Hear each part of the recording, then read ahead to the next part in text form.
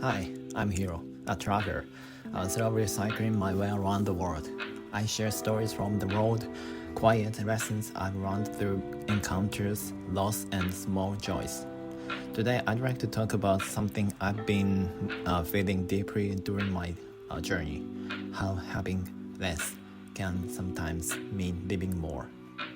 When I was younger, I never cared much about owning things. Of course, I used tools that make life easier: bicycle, notebook, camera, and so on. But I've always had this thought: if I lose it tomorrow, what would I do? That question became a quiet philosophy for me, a way of living that tries not to hold on too tightly. And I think it all began with my first trip abroad to the Philippines. It was my first time leaving Japan, and I was terrified of forgetting something. I packed everything I thought I might need: clothes, shoes, gadgets, even things I never ended up using. That suitcase was huge, and just carrying it felt like a struggle. Back then, I believed that being prepared meant having more, but looking back, I was only afraid of not being enough without all those things. A few years later, in Germany, something happened that changed me completely. On the second day of my trip, all my luggage was stolen. Everything except my passport and few money. At first, I panicked.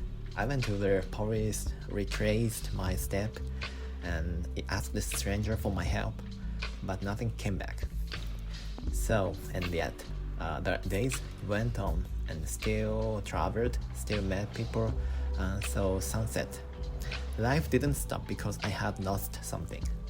That's when I realized the things I believed I needed were only things I thought I needed.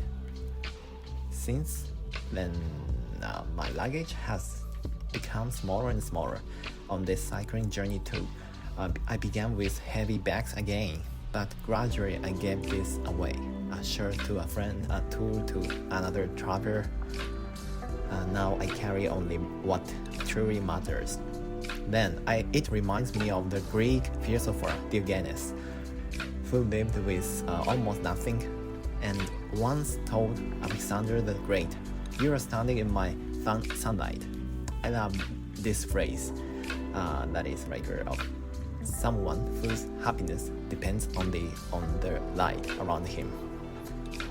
Losing things is never easy, but each time I've lost something, I've found a new kind of freedom, as if the world was inviting me to move forward, lighter and clearer than before.